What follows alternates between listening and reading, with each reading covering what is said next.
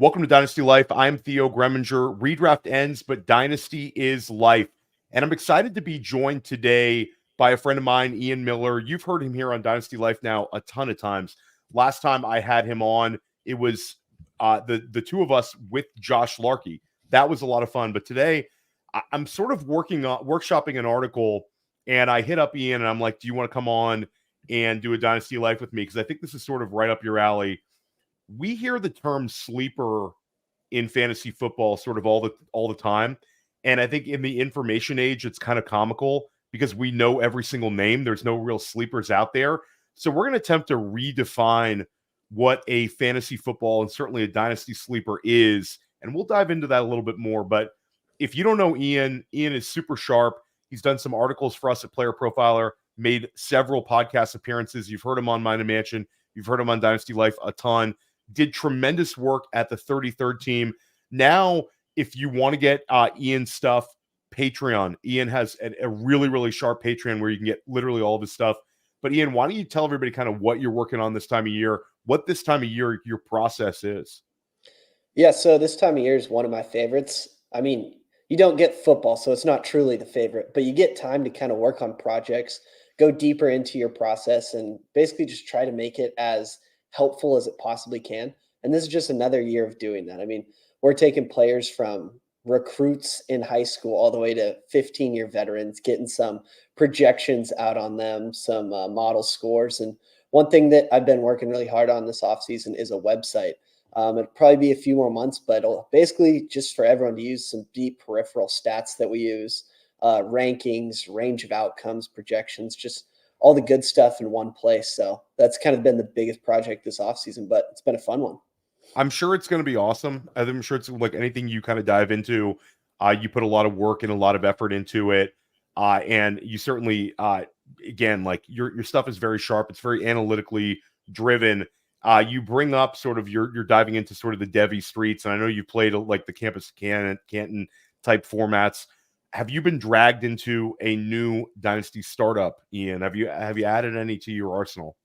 I've added 2 this offseason, and usually I want to be at a spot where I can just add a couple and enjoy it because, the one thing you don't want is you have too many leagues by the time the season hits, and I've seen it far too much as fun as startups are. So I think right now just adding 2 and maybe 1 more before the season starts is a great place to be. That's the story of my life. Is I have way too many leagues. Every year it kind of goes off overboard. I am way too quick when somebody like a Dan Williamson or somebody that I like and I've split teams with before, and they say, "Hey, do you want to split another one?" I'm usually like, "Let me think about it," but then I'm 99% always yes. Yeah. And I also dove into 2. I sold 2 teams, 2 of my dynasty leagues. I sold them. And I ended up doing startups with the money. So it's like net nothing. There you go. Why did I sell them? The startups are fun. I dove into this. I really like this FFPC triflex format where it's a super flex wide receiver heavy. It's been pretty fun. I'm actually in one right now that's actually going pretty well.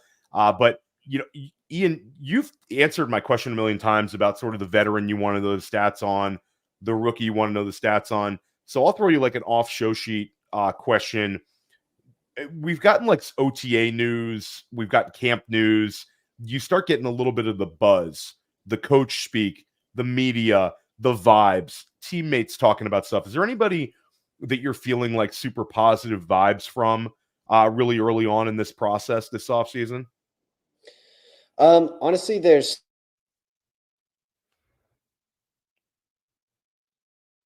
you should just totally ignore it.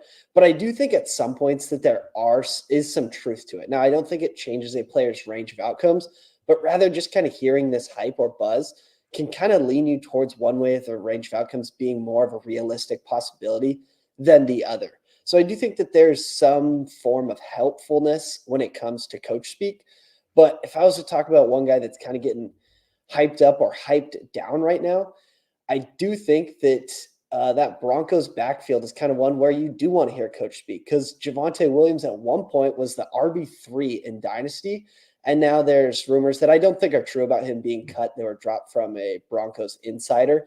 But I think that there is some level of truth that Javonte Williams isn't killing camp right now or the regime that's there since coming in last year that didn't draft Javonte Williams is not as excited about him as maybe the previous one was, or as the Dynasty community was when he launched all the way up to RB3. So I think there is some negative camp hype like that where you should really kind of listen. And while you take everything in this at this time of year with a grain of salt, I think those kind of things are what you should be looking at when it comes to, basically ambiguous backfields at this point. Yeah, I think that's an interesting one. I don't want any part of Javonte. Like, I've sold off all my Javonte in Dynasty. Last year, I drafted him in one. It was like a slow, high stakes league. It was a slow draft. I labored over the pick back and forth. And it was like I went Javonte over Kamara. And it was like a really, really loaded team. And I would have just made that different choice. You go from having a guy who finishes like RB29 to a guy that finishes, inside of RB1 land. That's just like, it's like the sliding doors of fantasy football. You make one sort of incorrect pick. So I don't have any love for Javonte. And Javonte goes 3.5 yards per carry. And they bring in every young running back under the sun. They talk up Jaleel McLaughlin. They like Blake Watson. They like Audric Estime. So I think those younger guys, none of them have been hurt. They all sort of have juice. And Javonte, like, there's a lot of mental gymnastics where people are always kind of defending Javonte. It's like dig your heels in. There's still the Javonte Hyde, but the guy, 3.5 yards a carry is 3.5 yards a carry. And sometimes you don't get it back 2 years after an injury. So we'll see kind of where Denver's at. But I like taking shots on some of those other guys. We're going to talk about situations like that a little bit. But one player that I know you've been extremely bullish on, and I'm really into as well in terms of a pure talent, is Brandon Ayuk. What are your thoughts on sort of the little drum beats here that we're not completely out of the woods with a potential trade of Ayuk? Yeah, I think at this point, wherever Brandon Ayuk goes, the talent is clearly there. And I think that's what's kind of most important in Dynasty is that you can have a high floor with a guy, both value-wise and production-wise, regardless of the situation, if a talent like that is there. And when we're talking about Brandon Ayuk, we're talking about a fourth-year player that just posted a 90-plus PFF receiving grade and over 2.7 yards per team pass attempt, which, for the record, is very strong. He's only the fourth year wide receiver to do it, joining Justin Jefferson, CeeDee Lamb, and Michael Thomas. And those guys we know in great situations exploded. We're talking about top 5 finishes. So we know that's in the range of outcomes for Brandon Ayuk.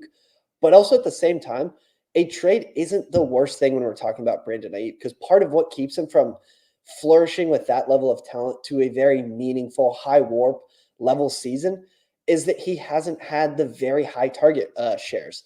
Last year, 22.7%. The year before that, 22.3%.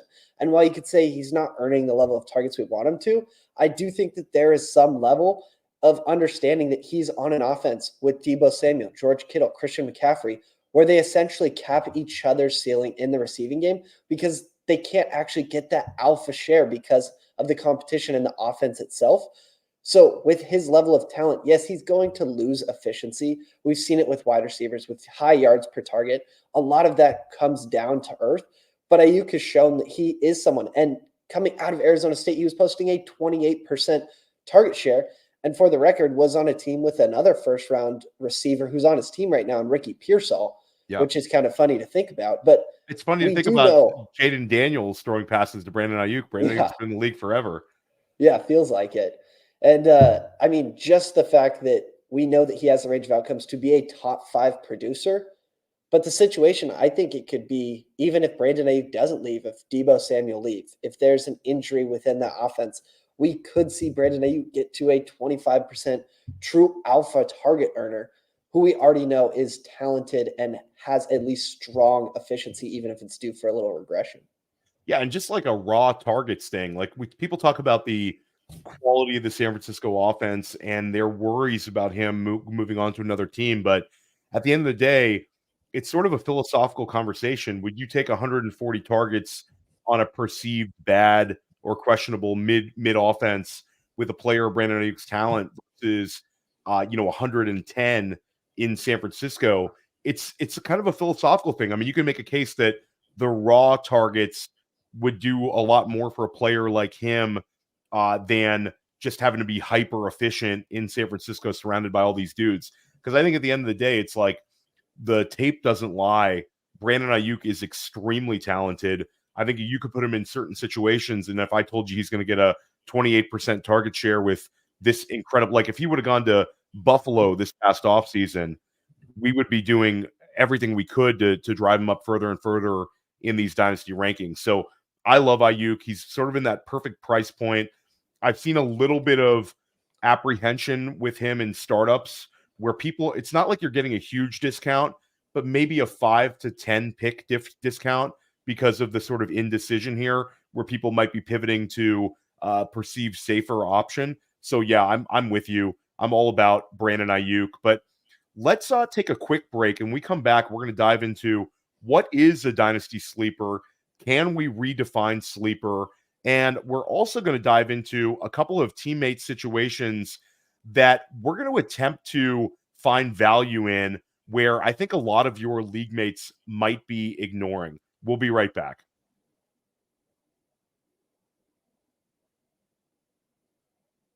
Hey, why do we partner with the FFPC? Because they have the widest variety of fantasy football formats, and it's the easiest place to find all types of fantasy football contests in the world. What if you want to play for high stakes? Well, they have a $6 million prize pool with their Fantasy Players Championship. They also have way too early best ball leagues that start in February and dynasty leagues. They have the closest thing to a liquid market for orphans that there is in all of Dynasty. And the FFPC has sponsored us for half a decade because we are actually delivering information that can help fantasy gamers, and they're generating so much interest and bringing in so many new users, casual users even. The FFPC creates a unique experience where you can both compete against the best and make money. Use promo code UNDERWORLD to get $25 off your first team. $25 off your first team at the FFPC with promo code UNDERWORLD. Go get it! Welcome back to Dynasty Life. I am Theo Gremminger with Ian Miller. Ian, before we dive into the sleepers discussion, I think it's interesting to kind of look at these beat up situations and some situations where people just don't know what to do. And it creates a little bit of ambiguity, but it also could create potential situations where we get easy value if we hit. And let's go ahead and start with one that I think is giving people a lot of pause. The New England wide receiver situation.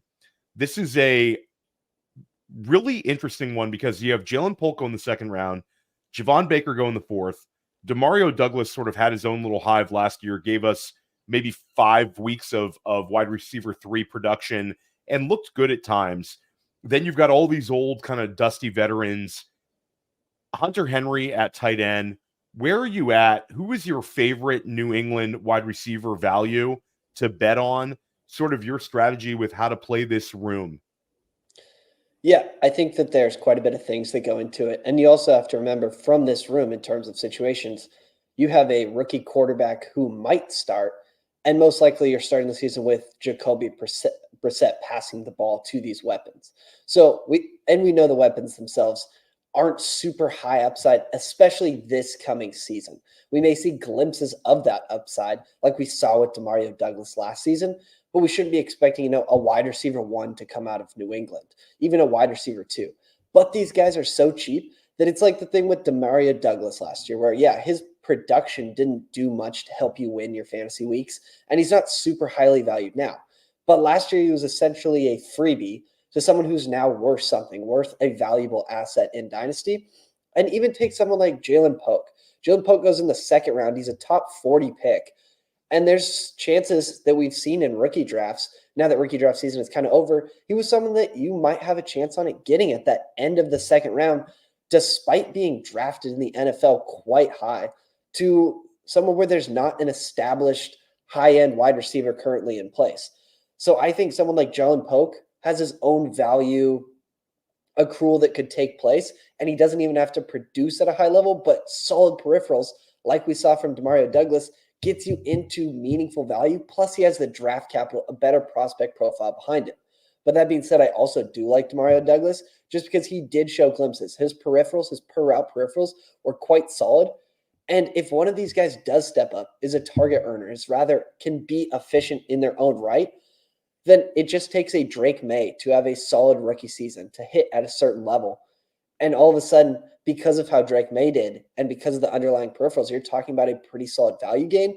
And while we shouldn't expect this offense to be a whole lot, and Vegas doesn't expect them to be a high scoring offense either, I think an interesting question that I recently discussed in my Patreon Discord is if there was going to be a Houston Texans out of nowhere team this year, who is it?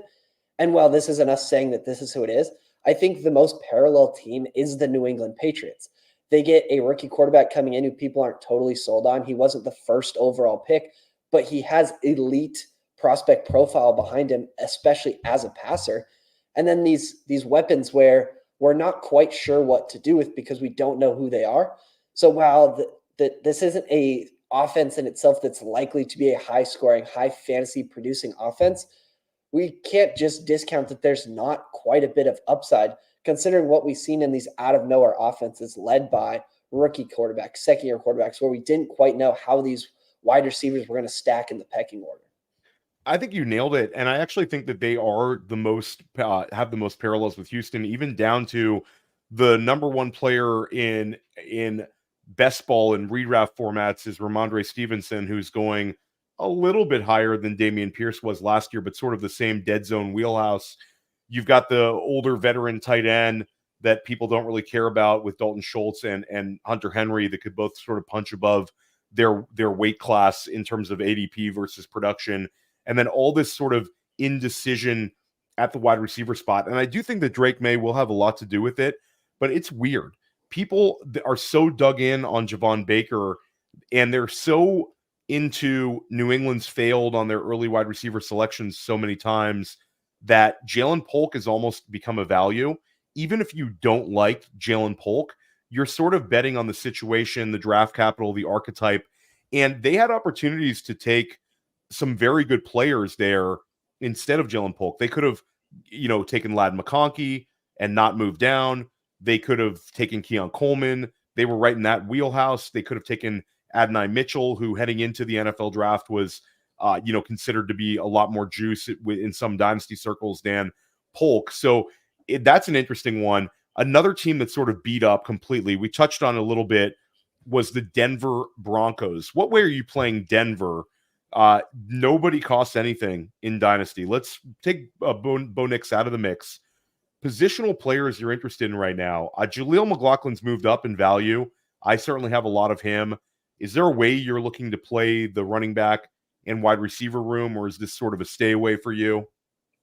Yeah, I mean, the Denver offense is not too intriguing. I think Cortland Sutton can be considered kind of a cheap target, but at the same time, you're also understanding that the upside isn't, skyrocketed from where he currently is. And if anything, value-wise, maybe a little bit of a bump, and where he's getting drafted, maybe his production outdoes it a little bit. But again, we have Jarrett Stidham, Zach Wilson, and at some point this season, we will see Bo Nix, whether that's week 1 or later. And there's going to be a rookie quarterback who we're less sure of or has less optimism compared to a guy that we just talked about in Drake Maye, went third overall, had elite peripherals.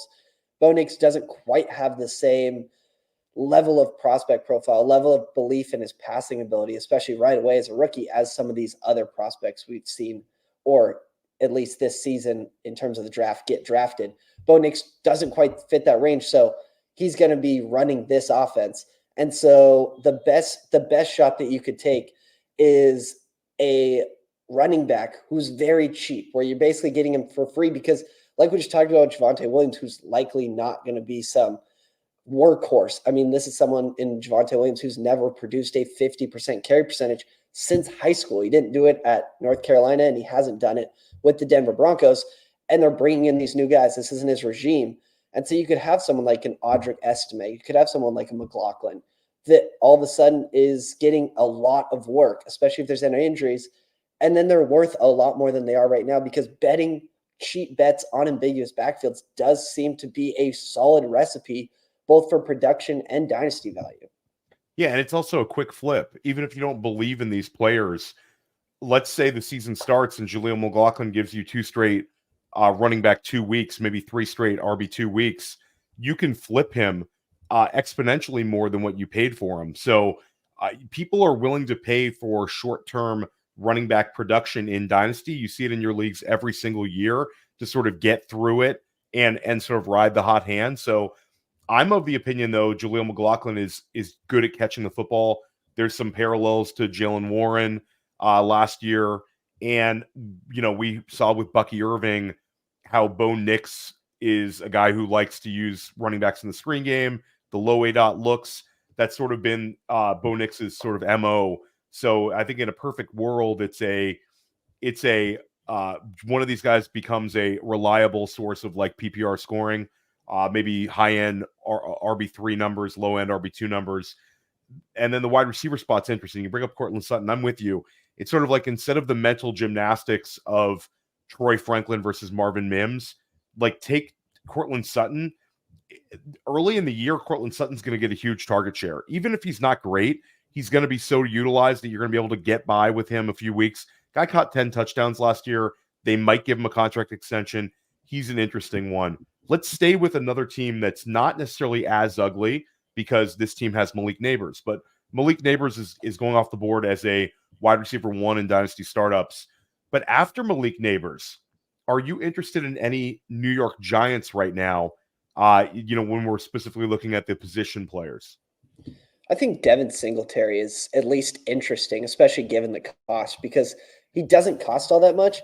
And we've seen Devin Singletary be in different offenses. He did it with the Buffalo Bills. He did it last year, especially towards the end of the season with the Houston Texans. And he's someone we've seen have been able to handle a workload as well as a solid receiving share. Last year, a near 50% at 48.7% carry percentage for the Texans. And then from the receiving standpoint, he puts up a 6.4% target share, with the year before having a 9.1% target share and still above a 40% carry percentage. So he is someone who is likely going to be securing that role of solid receiving shares out of the backfield, solid rushing shares out of the backfield. And while this offense is likely limited because it's not expected to be a high-scoring offense, there will be some production to be had for a running back that has a solid workload, both as a receiver and a rusher. And Devin Singletary is very likely going to be that guy. Devin Singletary, I took him in one of my recent Dynasty startups. I've also taken him in a FFPC redraft league. He's going to beat his ADP. They're going to ride sort of the hot hand. The problem with Devin Singletary is it's sort of are they miscasting him? Maybe. I think there could be can he handle like the sort of volume that I think they're going to throw at him? We've never seen it in his career, but he does have the familiarity with Brian Daboll. He can catch the football. That was sort of the knock on Devin Singletary is analytics people never really liked Devin Singletary as a receiver, but he still catches balls every year.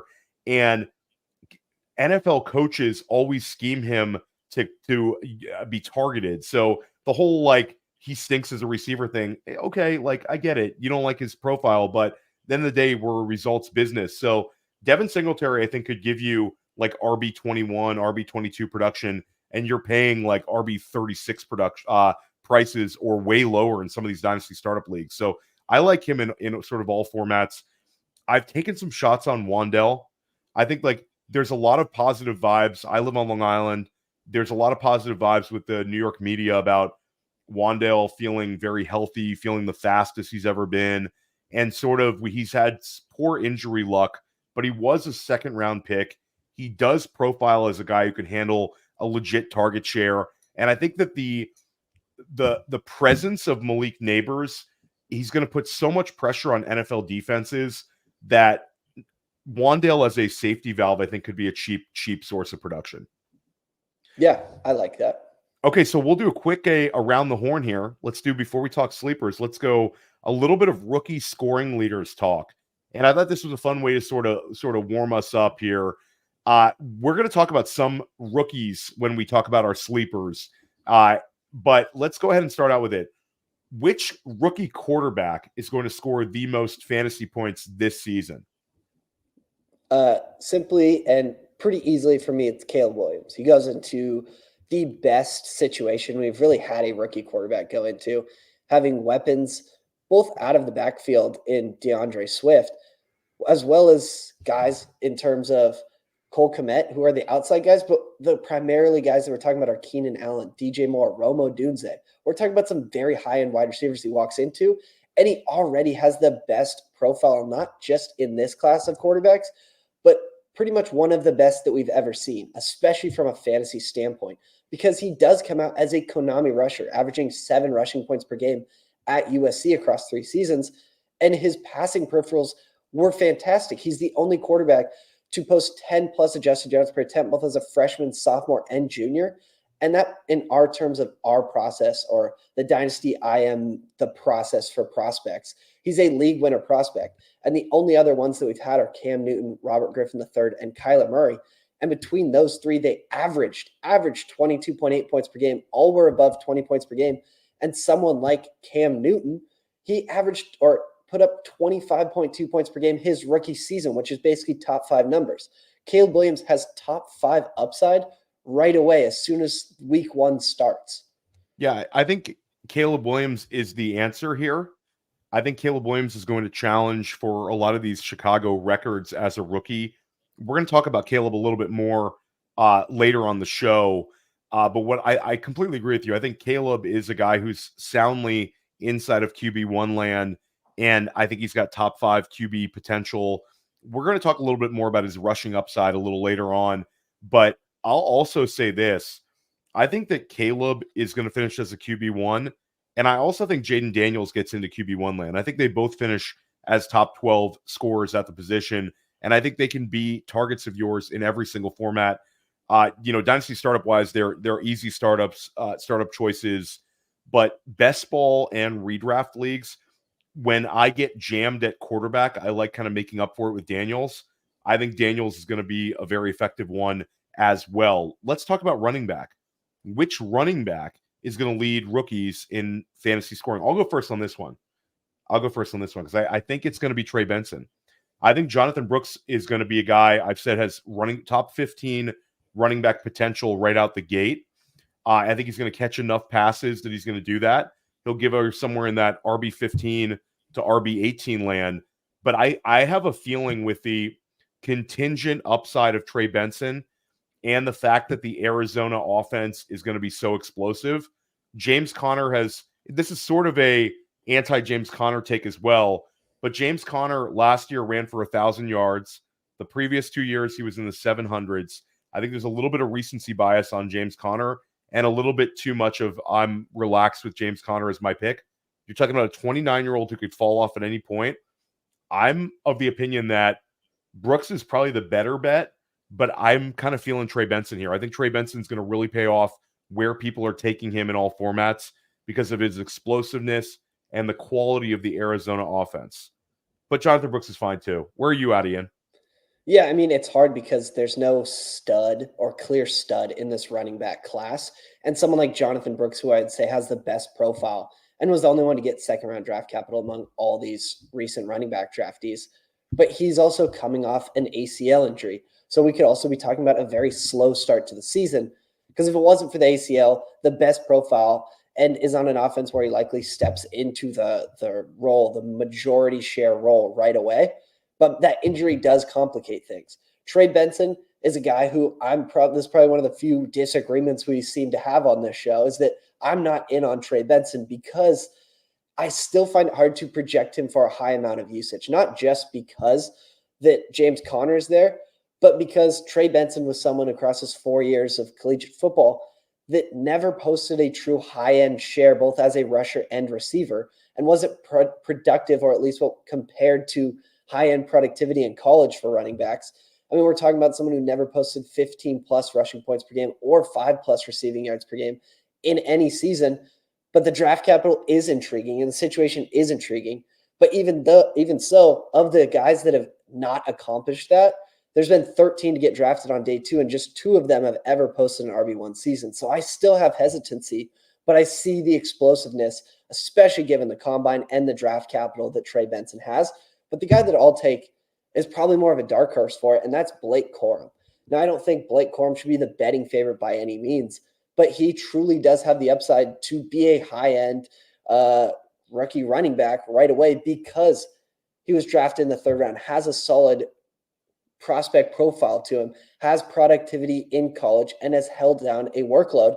And if we know anything about Sean McVay's offense, he's always using a workhorse running back. So while Kyron Williams is still the favorite to take a bulk of that, any injury or any changing of the guard, if Blake Corum is impressing Sean McVay, he's never shied away from using a bell cow at all in all situations.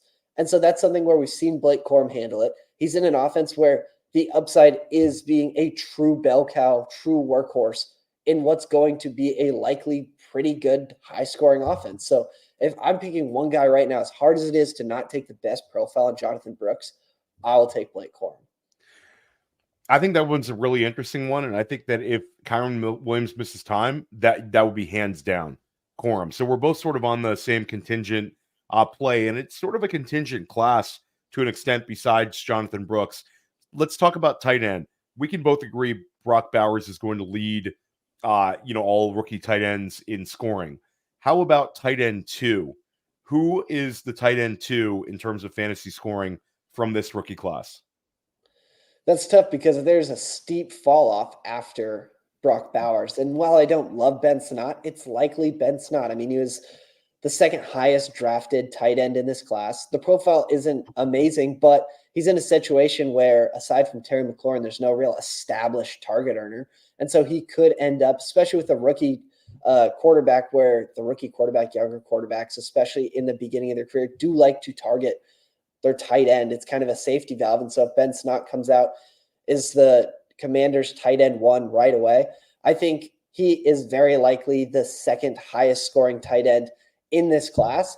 But again, that's not saying all that much, considering it's likely not meaningful tight end production. And it's probably a bit of a fall off after Brock Bowers' production. I think Ben Sinnott, is actually going to be a little higher scoring than you do. I think this is a Pat Freiermuth type situation where Pat Freiermuth rookie year, it was sort of similar where he had the veteran in Eric Ebron to sort of overcome. Once he did that, he had maybe a 6-week period where we were putting him in our lineup. I think Ben Sinnott's could be a little bit longer. Zach Ertz to me screams a familiarity with the system, signing, older guy. I mean, Zach Ertz fell off last year. He's been hurting multiple times. He started off the year last year pretty well, and I think that could end up being the case for Washington. But I think Ben Sinnotti's super athletic. He can also make plays downfield, and you have the X factor of Jaden Daniels' mobility. So I think we're both there. That's a fairly easy one. Here's a hard one. We can both agree that Marvin Harrison Jr., Malik Nabers are the top 2 scorers at wide receiver, or are you on somewhere else? No, I'm fully okay. So let's do 2 best prospects. This is the fun. Let's go with the fun one. This is wide receiver 3. Who scores the most fantasy points of the rookie wide receivers? I mean, I think most cases you're going to say Rome Odunze. You have a solid profile. He was a top 10 draft pick. He produced his last 2 years at a very strong level with Washington. But if I could choose a little bit of a dark horse, because I think it's closer than most people are going to say, and we'll talk about this guy later, but I think Xavier Worthy is there because, firstly, he doesn't have to even produce the level of peripherals that Rome Odunze likely does to get to a certain level of production because of the offense around him, because it's a Patrick Mahomes offense, because it'll be one of the highest scoring offenses in the NFL next year. And we'll get into Xavier Worthy because he's someone we'll highlight a little bit when we're talking about these kind of sleepers that we're looking at for next season. But I think Xavier Worthy has essentially just as good, if not just a tiny bit worse shot of finishing as the wide receiver 3 in production this year to Rome Odunze. It's funny, you brought up Odunze, you brought up Worthy, and they're all sort of steamed up into this end of wide receiver 3 land, early wide receiver 4 land when it comes to like underdog, FFPC. I think it's funny because Xavier Worthy with 110 targets, I'll take that over Ladd McConkey with 130. And McConkey would probably be like McConkey, I think, has a pathway. I think that Worthy has a pathway. There's certainly a pathway for Coleman and BTJ. I think they're all sort of appropriately priced because it's a range of targets really for these guys. If these guys can all sort of crack through like a magic number I think they're going to be there. But I think you're onto something with Worthy. Worthy's going to have these incredible spike weeks with his profile. They're going to use him. They drafted him in the first round. He was a quick starter at Texas, did it as a true freshman there, and his speed is just next level. Kansas City and with Andy Reid has always sort of found these mismatches at times when they have wide receivers who can do it. Anytime you go back in Andy's career, whether it's Philly, whether it's KC, and when he has a player with this speed and this sort of profile, I think that he's going to do it. Now, does Xavier Worthy become a reliable fantasy starter, or is he more of one that's going to be a spike week guy where you put him in the flex and you're hoping for it? That's a question mark to me, because I think it sort of speaks to the other players on the roster and his weekly, viability. But if you're going to have a swing for the fences flex, Xavier Worthy's a really good one to do, because the quality of that offense, the quality of the quarterback, and a player can just dominate a secondary by getting behind them. So I like that one. I'm actually going to go with you on that. I think Xavier Worthy is going to flirt with wide receiver 2 numbers. We've seen a lot of these kind of guys get there. I'll say that wide receiver 21, wide receiver 22, that's sort of been the outcome for him, and you're getting him at wide receiver 36. I think the spike weeks are going to be real with him. And I think that the Hollywood Brown threat, where people view them as sort of like biting off each other's heads, maybe that's true to an extent, but I think they're going to use Worthy in really creative ways.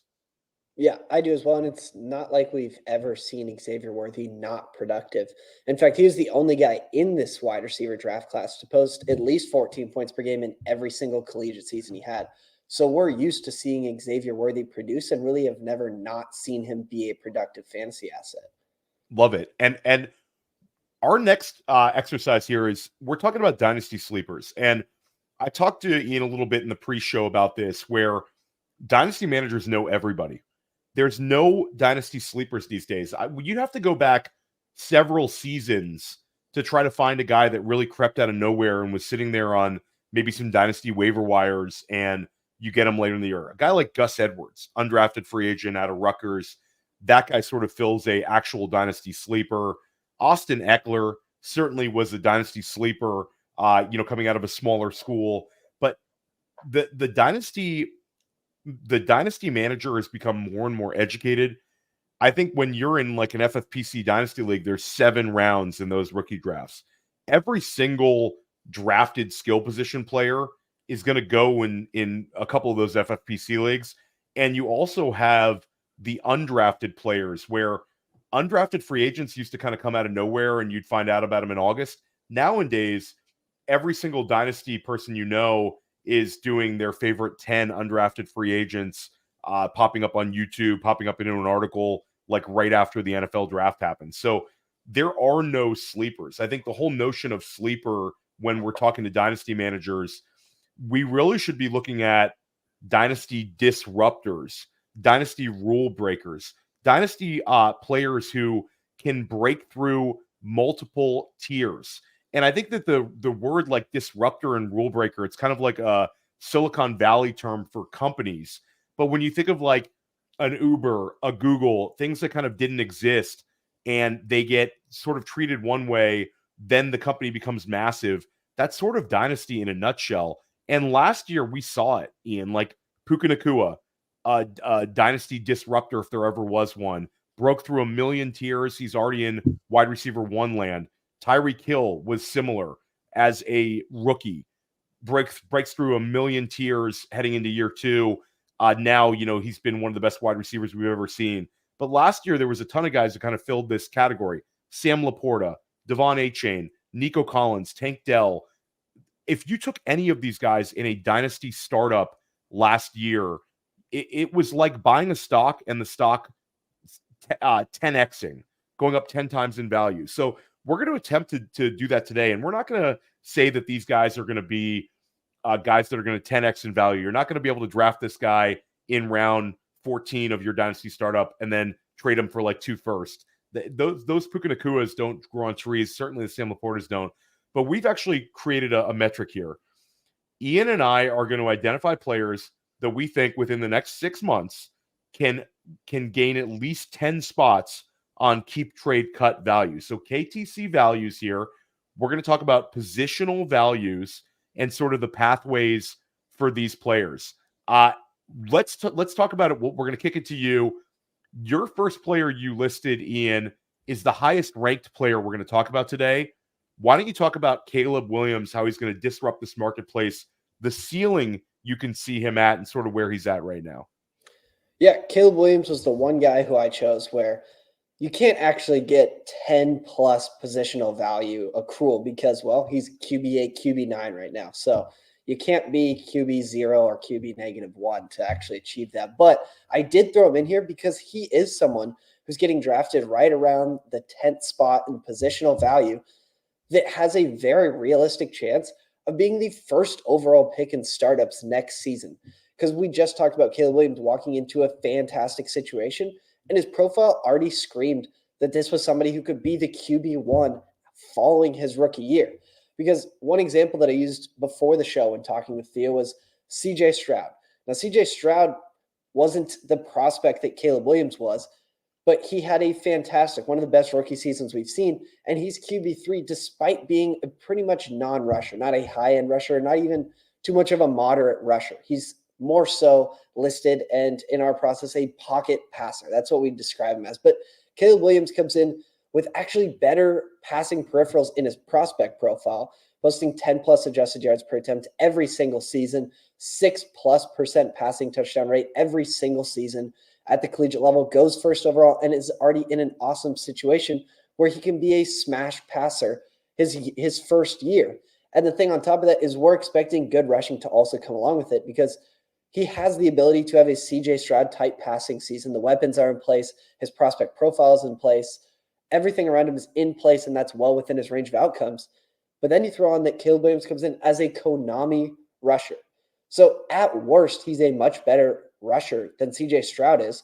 So if he rushes at an adequate level, even below what his median range of outcomes as a rusher, but is this electric passer that's also well within his range of outcomes? We're talking about the QB1 first overall pick, second overall pick in dynasty startups next year. I love it. And we're already starting to see him like he's QB8, but you'll see some forward-thinking dynasty managers take him like QB6, but there's sort of resistance points. If he comes out and is as good as we think he could be, and he gives you about 600 yards of rushing, he doesn't have to be a Lamar Jackson type runner or even a guy who's a Josh Allen, Jalen Hurts type, touchdown runner where there's such a threat around the goal line. Caleb's just got to be solid enough as a runner to support what he's going to be as a passer. Ian already talked about the quality of the receiver that he has.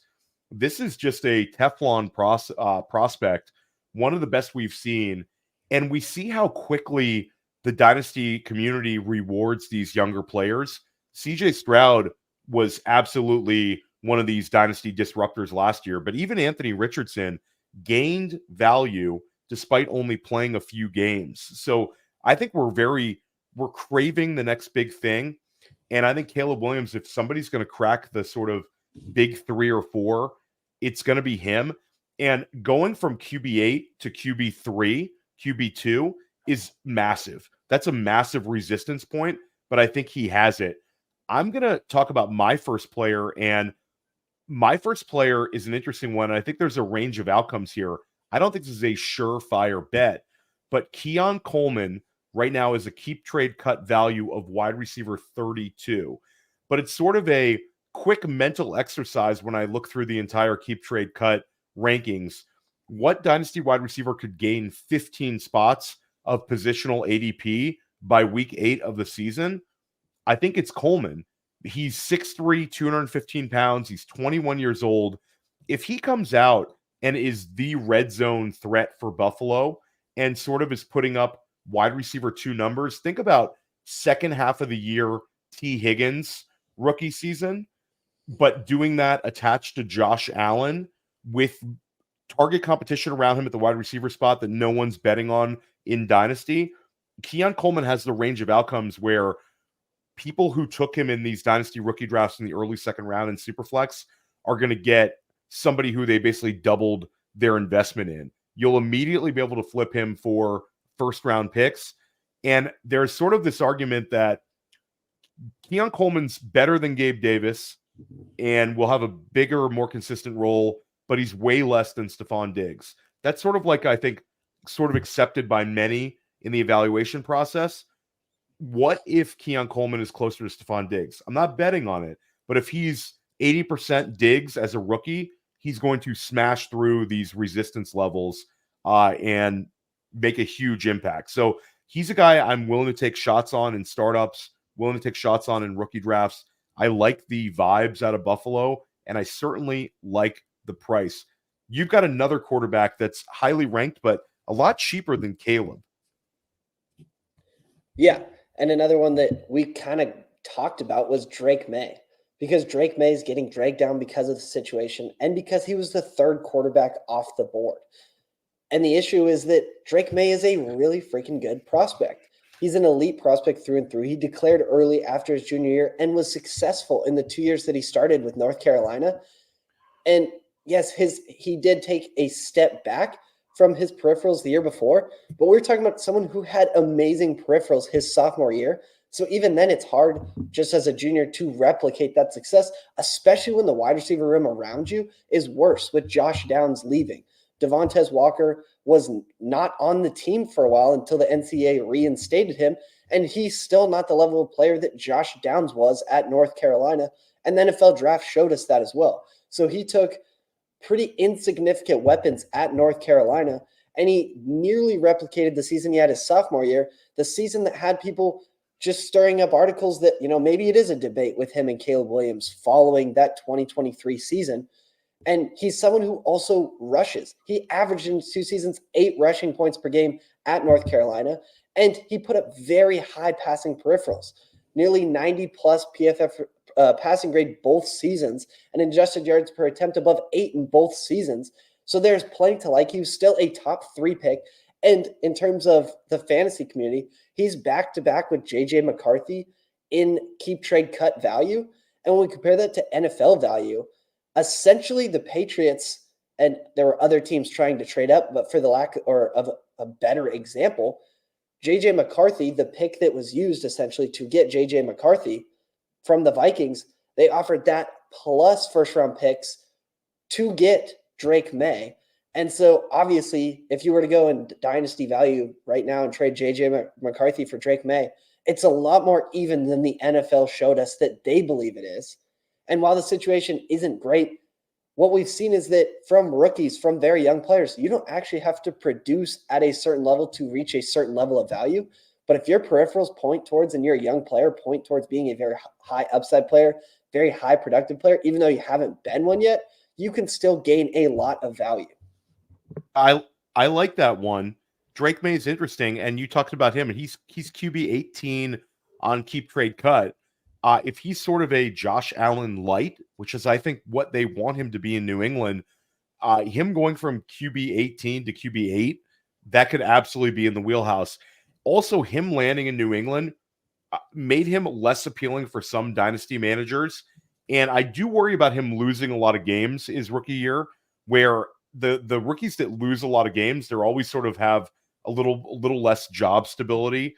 But Drake Maye is by all accounts a guy who is a big time producer, and I think that the rushing opportunities are going to be there for him in New England, maybe more so than if he was a Minnesota Viking. But that's sort of my argument with my guy who could really break through, and it's not necessarily one that I would bet on, but JJ McCarthy.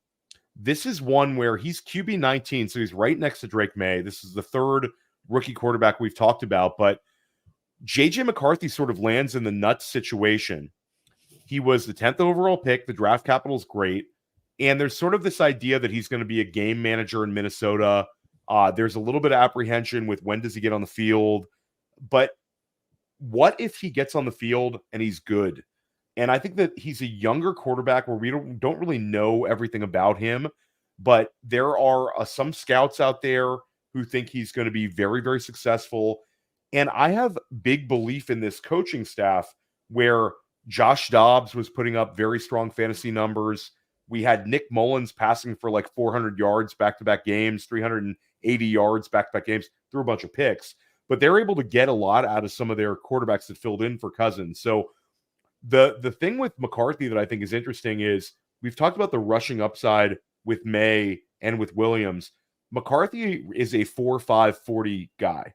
So do they get something out of McCarthy as a runner that maybe we're not anticipating in Minnesota?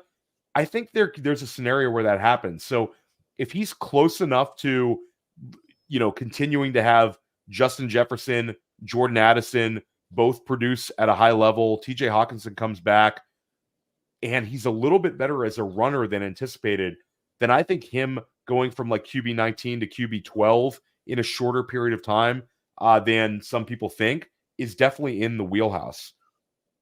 Yeah. And I do think while, you can't get high-end rushing out of likelihood from JJ McCarthy, we've seen it before where these not very included rushers in college with high-end athleticism have been able to be somewhat of a solid rusher, at least to go along with solid passing production. Take a look at Justin Herbert, who basically did no rushing at Oregon, came in as a pocket guy, had high-end athleticism, and now he rushes a decent amount. He's above 2.5 rushing points per game in all seasons except the one where he was dealing with the broken rib. And he likely into this next season with Jim Harbaugh and Greg Roman running things can probably, and the lack of wide receiver production around him, can probably be an even better rusher, someone who's a very fine rusher despite not being that in college. And JJ McCarthy does have a profile where that can definitely be a possibility. Who do you have next here, Ian? The next guy who I have is Tank Dell. And Tank Dell is someone who's valued right around wide receiver 22, wide receiver 25-ish. But there's a couple things that go on with Tank Dell's value. Now, Stephon Diggs coming does complicate, your projections with Houston. But one thing that's not being accounted enough with these projections that I'm seeing is that Tank Dell going into year 2 does have a decent possibility. It's in his range of outcomes to be the wide receiver 1 in Houston. Because the other thing that's happening is that we're almost downplaying his rookie season because he didn't finish it. He got hurt. But all the indications from the doctors that I follow, the Twitter doctors that I follow, are that he should be 100% basically by the time that the preseason has started. His injury should be 100% healed, and he's back to 100% form.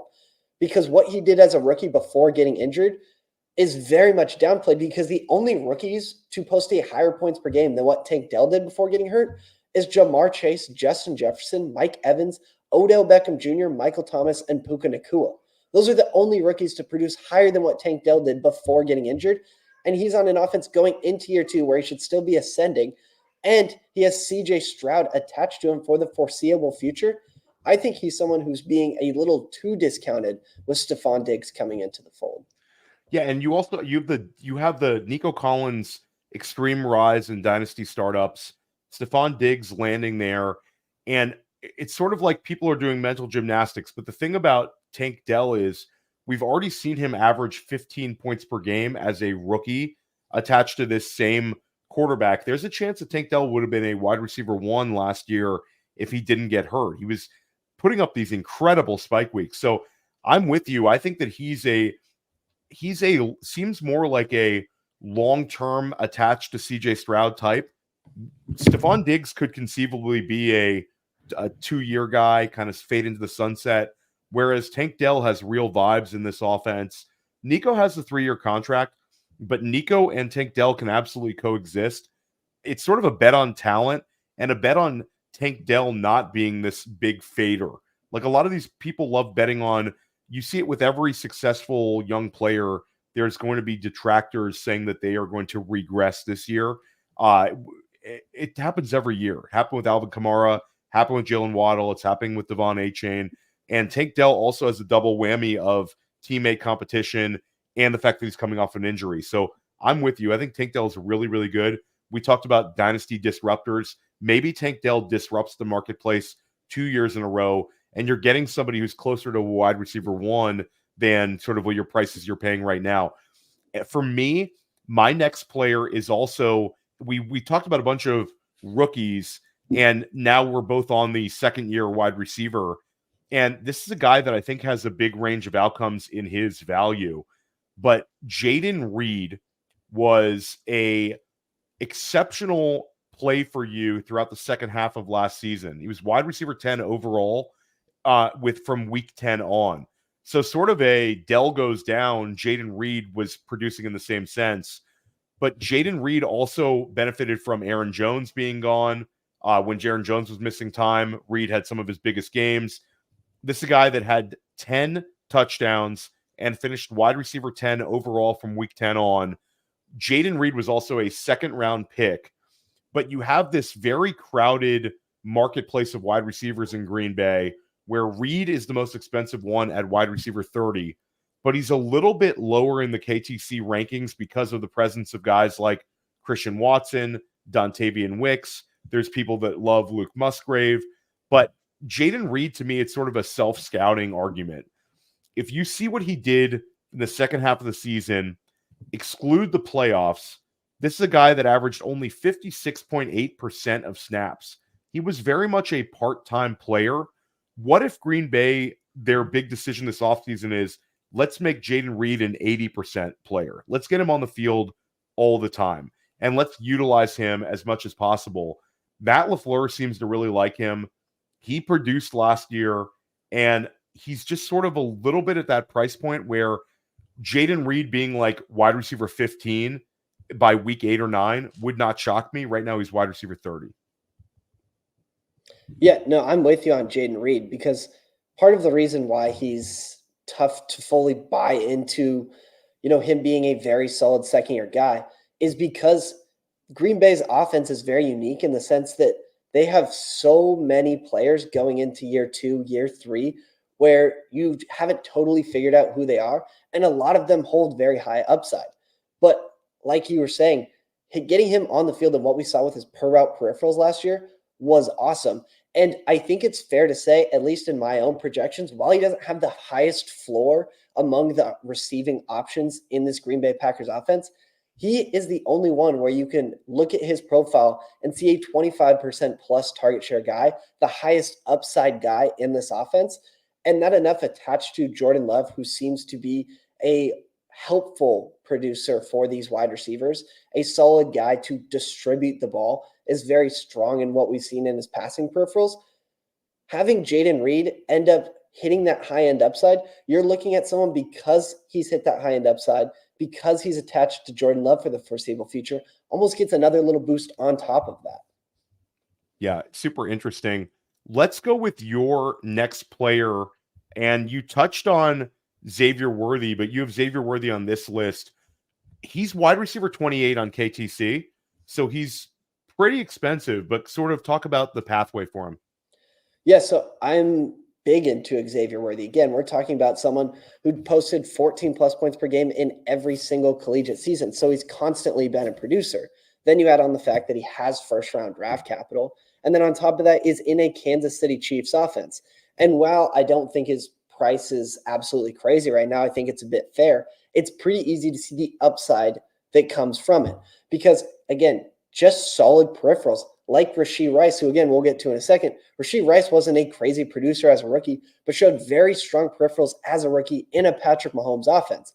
That's all Xavier Worthy has to do for him to get vaulted up about 10 spots in ranking and still be considered a fair price.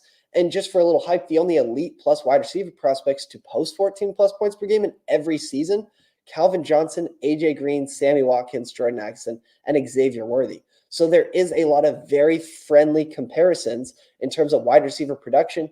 And again, all of this comes with a higher floor and higher ceiling because of the Patrick Mahomes offense effect.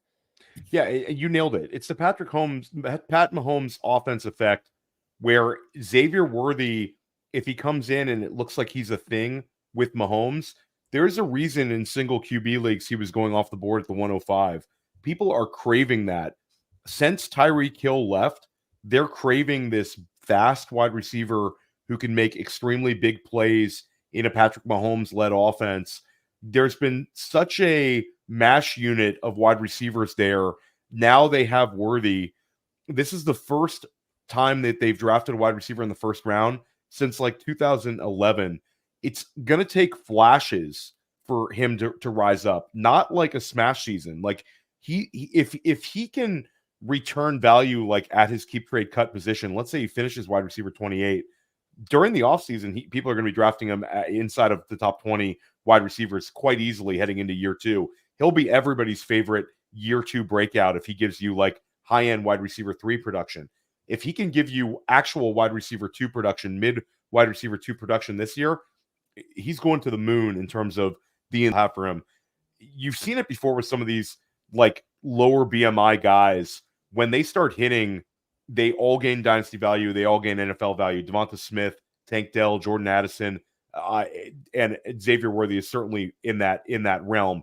I will go with my only running back that I listed in my players, and that's MarShawn Lloyd. And MarShawn Lloyd is not cheap right now. Like we talked a little earlier about Trey Benson, Jonathan Brooks, and you talked about Blake Corum. But MarShawn Lloyd, he checks off a lot of boxes where stylistically he could be a little more Aaron Jones-like than some people think. I think that there's a chance that they're using 2 running backs every single week, and MarShawn Lloyd is going to be like a handcuff plus, where Josh Jacobs is going to be obviously utilized, but it's going to be a little bit more 60-40 than some people think. And Lloyd is going to be that explosive player, extremely athletic. But the difference between him and some of these other handcuff pluses over the years is he's 225 pounds. He's an absolute unit with receiving ability. Josh Jacobs, we also have seen a lot of tread on the tires. He last year missed time down the stretch. He's already a little bit banged up. If Josh Jacobs misses time, and it's, I don't think it's going to be, but if it turns out to be a Miles Sanders type situation, MarShawn Lloyd, I think, is a 3rd-round pick in redraft next year, a guy that vaults up the rankings. And from him going from RB 33 to like RB 18 in a short period of time in our dynasty rankings, that's absolutely in the wheelhouse with an athlete with two-way ability like Lloyd in an offense that's ascending like Green Bay. Yeah, I'm in agreement with that. Now, I am big on Josh Jacobs because of the offense, because of the rushing usage that he's displayed. And we've seen the efficiency, and it likely can get back being in an efficient offense. But the thing is with these running backs is that if Josh Jacobs were to disappoint, if Josh Jacobs were to miss any time, then someone like a MarShawn Lloyd steps into an already good offense, has the draft capital, to where we've seen with running backs, again, young running backs that produce in just little spurts that have draft capital, all of a sudden get vaulted up from like RB 33 to, like you said, RB 18. So the path is clearly a viable and fine one, and one where if MarShawn Lloyd doesn't play a whole lot but still plays, you likely do not lose too much value on that. Yeah, I'm with you. Close us out with your final one, and this one's kind of an easy one for you. Yeah, this one's easy because we've seen this player recently be 10 spots higher in positional value, and that's Rashee Rice. And he went down 10 spots because of legal issues. Now, the thing that we've seen play out many, many, many times if you've been playing Dynasty for a while is that guys get into legal issues, the value drops, and all of a sudden time passes, things start to go away, and if there's a suspension or not and it passes, then it's almost like nothing happened in the Dynasty community. It's just about their production and what we can display ahead of them with their projection. With Rashee Rice, none of that really changes with what we are expecting, like a 3-4 game suspension, depending on how that goes, because what he did as a rookie on a per route basis was very strong. 25% plus target rate, 2.25 plus yards per run on a healthy 200 routes. So it's not some very, very small season. Every rookie who's done that has a 14 plus point per game season. All but one, being Chris Olave, who still could, has a 16 plus point per game season. With Rashee Rice being a part of that company in a Patrick Mahomes offense, and you're essentially getting a legal issue discount, which usually pays off in almost all settings around Dynasty as long as the talent's there. It's a pretty easy bet for me to make that he at least jumps back to where he was pre-legal issues. Yeah, it's such an easy one. And you nailed it. Like every time there's this legal issue, like Rice might not miss any time. I think like the suspension is absolutely baked into every price for him. Rice can end up paying off exponentially. And I love how you have both Kansas City Chiefs wide receivers there, because you also have the chance that like Travis Kelce, people are drafting as a top 3 tight end again in redraft and best ball. I think that's correct. Travis Kelce is going to have a huge target share, should produce this year, but Father Time is undefeated. And as soon as Travis Kelce sort of loses it, those 2 wide receivers are set to be like top 2 targets for Patrick Mahomes. They're younger than Hollywood Brown. They're more insulated with the team than Hollywood Brown is in terms of longevity of contract. So like Worthy and Rice, you're able right now to get both of them on your dynasty roster, and it could be a blackjack split where you could start both Kansas City Chiefs wide receivers, and there's a chance that a year from now they're the top 2 targets in a Patrick Mahomes-led offense. And we've seen it time and time again, Ian, where these elite offenses can produce 2 wide receiver ones, 2 top 15 wide receivers. It's happened multiple times where there's teammates cooking at the same time at the wide receiver spot. They certainly profile like that as guys that are not going to sort of cannibalize each other in they're more complementary players than guys who kind of overlap each other's skill sets. So I love where you're at with both of those guys. And Rice, such an easy one. I should have taken that one for my article, but I'm not going to. But I have another guy I do have in my article. This one is fun because I think this guy could beat his KTC price by 20 spots, and that's Jermaine Burton. Jermaine Burton right now is wide receiver 57 on Keep Trade Cut. T. Higgins is going to be back this year. But when we think about Jermaine Burton, he's still going to be on the field in 3 wide receiver sets because Tyler Boyd is gone. There's also, I think they're going to be using Jamar Chase a lot more in the slot this year. So Jermaine Burton's going to be able to slide into his natural outside wide receiver spot. This is a player who can absolutely fly. There are plenty of ball knowers and scouts that see first-round type talent, but a guy that they were able to get in the 3rd round. There are some character concerns off the field stuff, but it's not like anything that was more than him playing at a bunch of schools, sort of not being able to get along with coaching staff. There's not like anything real there off the field. There's no like incidents and all that kind of stuff that are going to be a detriment for Burton. And this is an organization that's drafted guys that have had discounts of sort of the perception of attitude or whatever you want to call it. And guys have thrived in this organization. I think Burton could be the next one. I referenced T. Higgins' rookie season. I think it could be like that, where Burton's going to have a bunch of spike weeks. He's very much on the field in 3 wide receiver sets. We don't really view the tight end position as a threat to sap targets this year in Cincinnati. And Joe Mixon is gone. We're projecting Chase Brown to take a big step forward as a receiving back, but it's still more of a projection. And certainly Zach Moss has never had more than 30 receptions in his career. So I think there's a pathway where Burton is the number 3 target in Cincinnati. He's a fast starter, a spike week player, and one where everybody's like, I really want Burton because when Higgins is gone next year, I'm going to be drafting this guy like he's a low-end wide receiver 2 in 2025 in redraft because he's that talented across from Jamar Chase as the number 2 target for Joe Burrow.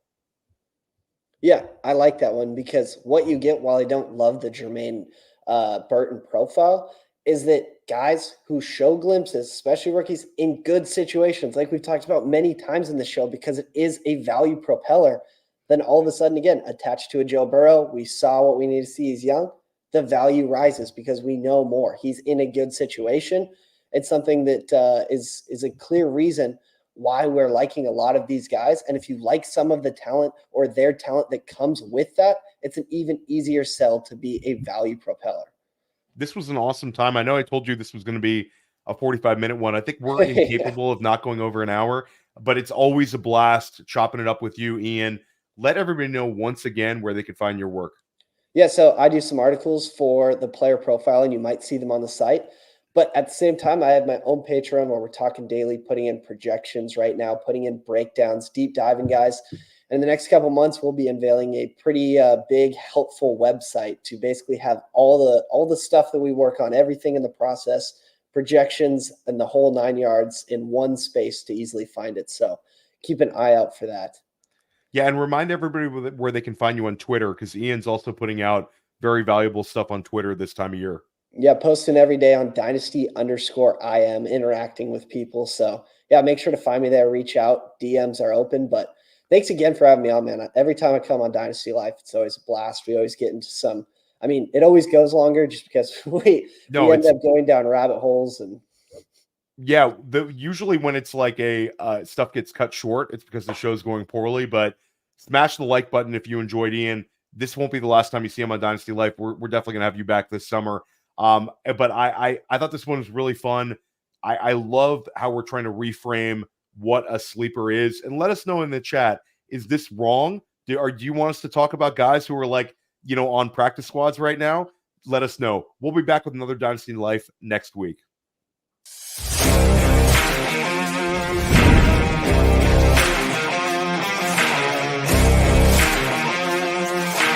Hey, I want to thank you for being part of this broadcast. If you have any thoughts on it, leave a comment. If you enjoyed it, make sure you leave a like. And if you want to see more shows on the Player Profiler channel, subscribe to it. That's how we know you want more.